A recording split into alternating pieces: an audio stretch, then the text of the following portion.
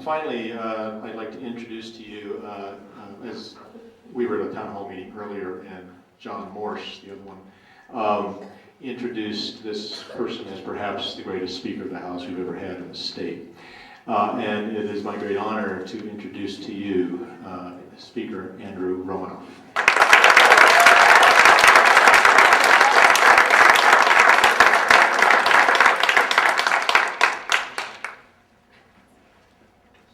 Thank you very much. It's a slightly over-the-top introduction. I am proud to be the Speaker of the House and the 40 Democrats who serve in the House, making this the largest Democratic majority since 1962. So thank you for that.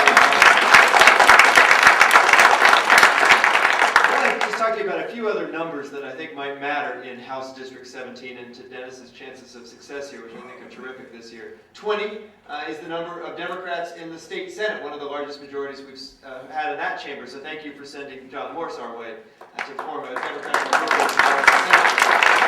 1 is the number of governors that we've got, and he's a Democrat too, so thanks for sending Bill Ritter.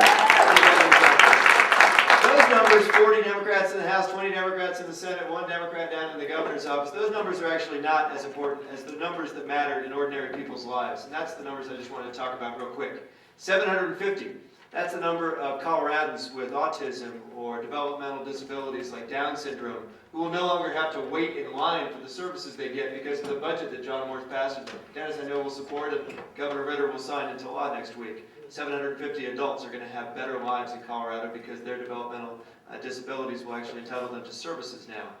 22,000, that's the number of little kids who will be able to go to full-day kindergarten and high-quality preschool. There's no good children. 50,000 is the number of children who were previously uninsured but will now get access to health care on a regular basis because of the budget that we've got to the legislature. 100,000 is the number of college students who will get help from a budget that actually provides support for financial aid and work-study funding so the doors of higher education can remain open to all Coloradans, no matter how big their parents' wallet might happen to be. But the most important number of all, of course, is still 1. That's what you've got. 1 vote to cast, hopefully more than just $1 to give to this campaign, and more than just 1 day to dedicate each week between now and November to making it possible to win this seat. I've traveled around the state a lot. I can tell you this is one of the most winnable districts that we haven't already captured in Colorado. Now, Senator Morse and Representative Merrifield got a little greedy in the last election. They decided to win by 20 points. I think their margins were in excess of 60%. We don't need all of those votes. We just need 50% plus 1. You can do that for one last reason, and that is because although I don't have the number in hand, I believe this House district had, I'm sad to say, fewer votes cast than just about any other House district in Colorado. Not a lot of people have shown up to vote in House District 17 in years past. I think this year is going to be a little bit different. I have a sense that this is going to be the best year the Democratic Party in America have ever seen, starting from the State House all the way to the White House, where we're going to be president.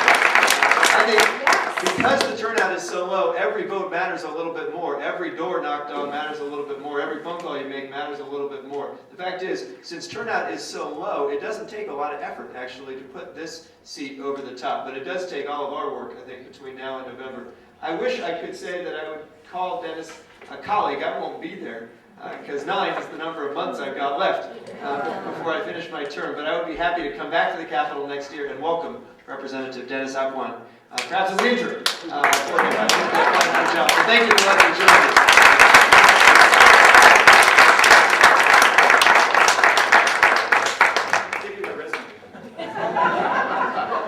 Yeah, that's been the question on everybody's mind. What's Andrew going to do after